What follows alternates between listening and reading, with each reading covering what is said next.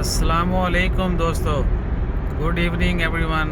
I hope you all will be good. So finally जो है मस्कत में लाइट्स ऑन कर दी गई हैं, ये देख सकते हैं आप। माशाल्लाह इट्स लुक्स गुड।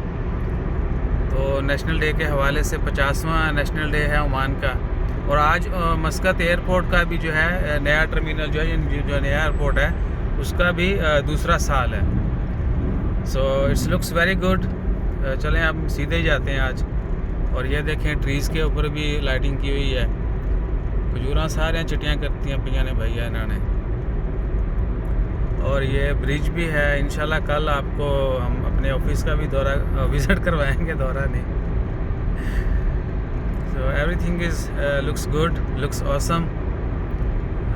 बाकी दुआ करें कि ऐसे ही बहारें जो हैं वो जल्द वापस आएँ, रौनकें वापस आएँ, या कोरोना की वबा ख़त्म हो और तमाम मामला जो हैं पहले से भी ठीक हो जाएं।